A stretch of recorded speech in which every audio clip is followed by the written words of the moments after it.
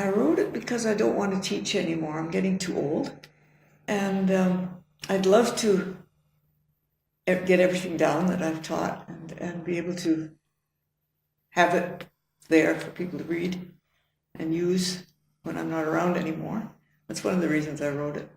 And I enjoy writing and kind of concentrates my ideas, because of course I've got lots written about it as I was teaching it through all the years, but it never coalesced into one book until very recently.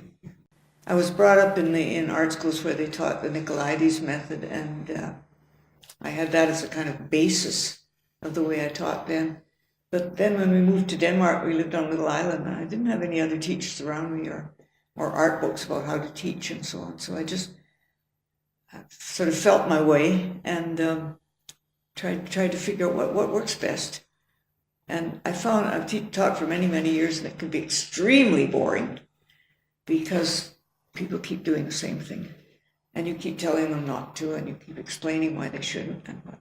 And I found that it would be very smart if I could figure out some way to teach where I didn't have to do all this boring stuff, and I didn't even have to look at the bad drawings because it was getting very tiresome.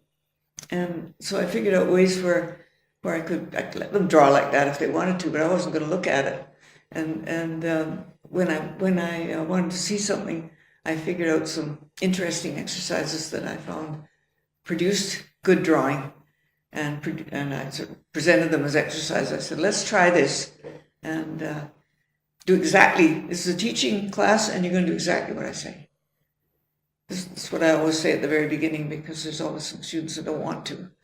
And they're allowed to.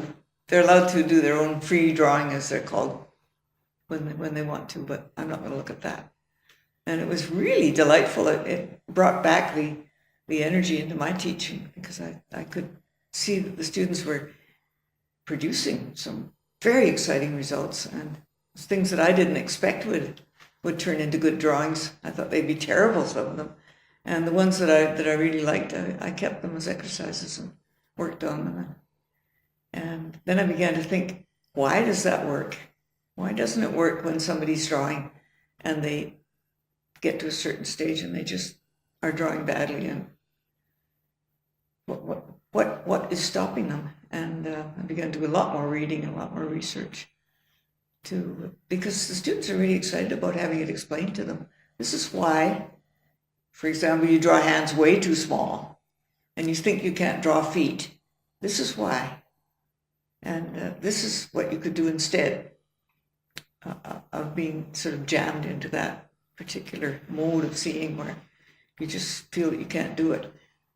And the students thought that was very interesting, that the brain is actually programmed from a very early age, from the beginning. The way we see often sabotages us. And the better we think we know about things, the less well we're able to draw them. Yeah, which is exciting.